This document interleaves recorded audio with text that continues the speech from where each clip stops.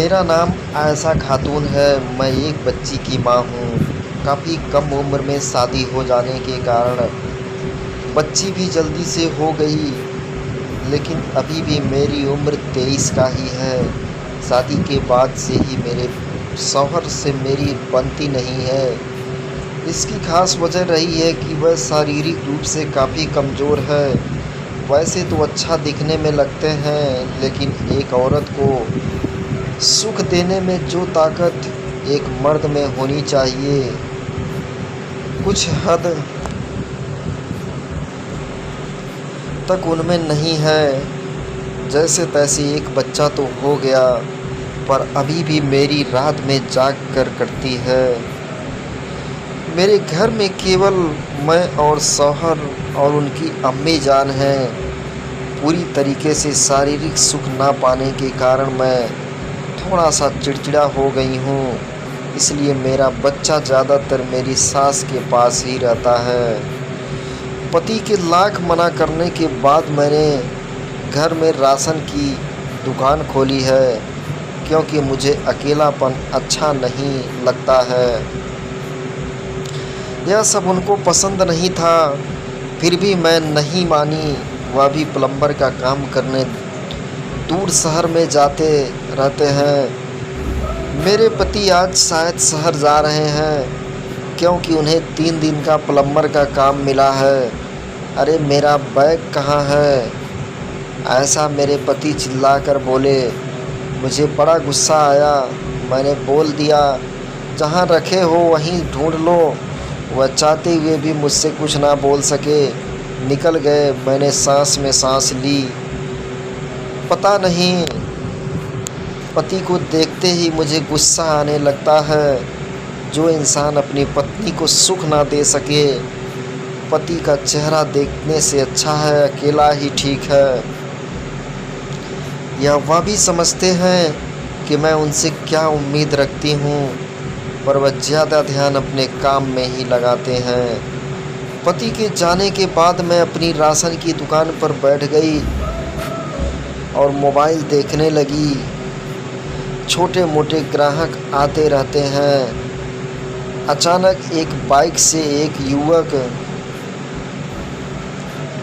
आया और एक बिस्किट का पैकेट मांगकर बोला, मैडम यहाँ पर कुछ खाने को मिलेगा क्या? ओके बोलकर भी हार कर खाने लगा, फाड़ कर खाने लगा। मैं उसको एकटक देखती रही। देखने में तो बहुत ही हैंडसम था, अच्छे कपड़े पहन रखे थे। कुछ ही पल में वह सारा बिस्कुट के पैकेट खाने के बाद पैसे देते हुए जाने लगा। मैंने यूं ही पूछ लिया, पानी पीना है? उसने हाँ में सर हिलाया और पानी पीने के वहाँ पर पड़ी बेंच पर बैठ गया। तो मैंने पूछ लिया, कहाँ जा रहे हो इधर? तो उसने बताया, यहाँ किसी से मिलने आया था। अब वह मुझसे काफ़ी अच्छी तरीके से बात करने लगा। वह पहले घबरा रहा था। मैंने भी आज साड़ी और ब्लाउज पहन रखा था। मेरा ब्लाउज भी हाफ कटिंग वाला था, जिससे मेरी दोनों भार थोड़ा थोड़ा दिखाई दे रहे थे।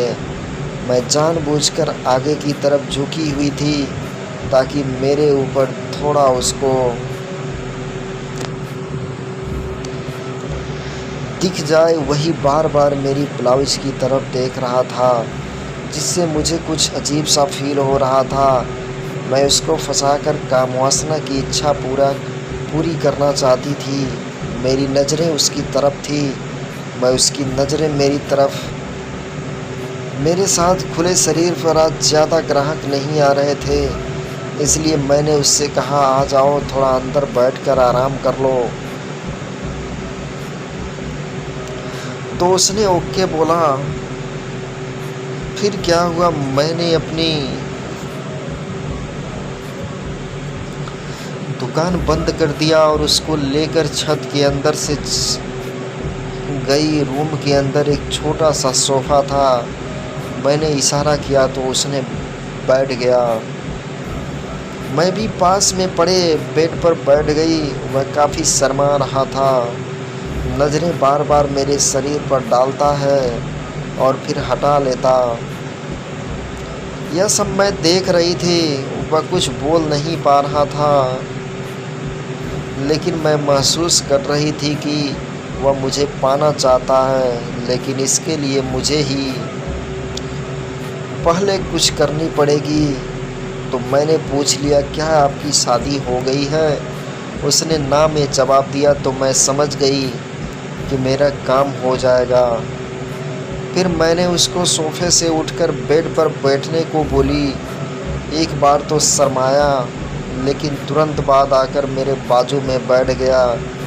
मैंने अपनी उभार थोड़ा और बाहर निकाली। उसकी नज़रें पूरी तरीके से मेरे गुब्बारे के ऊपर थी। वह भी एकदम गर्म हो चुका था, लेकिन मैं तो एकदम उसका प्यार पाने के लिए बेताब थी। अचानक मैंने धोखे से अपना हाथ उसके हाथ पर रख दिया और सारी बोलकर हटा लिया। मैंने बोला, आपका शरीर तो बहुत गर्म है। तो उसने बोला, धूप से आया हूँ इसलिए।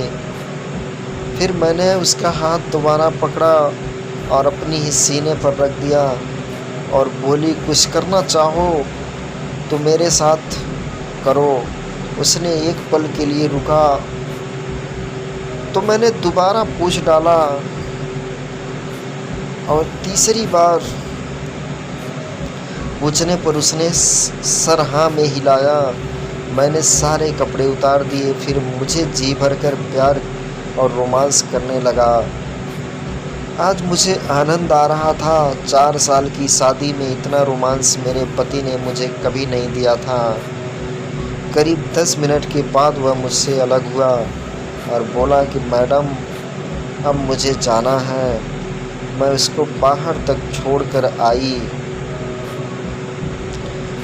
और उसने अपनी बाइक स्टार्ट की, लेकिन मैं उसको एकटक देखती रही। ज़िंदगी में कभी कुछ लोग कुछ ना देकर भी बहुत कुछ दे जाते हैं, यही सोचकर मैं उसको देखती रही। जब तक वह मेरी आंखों से ओझल ना हो गया।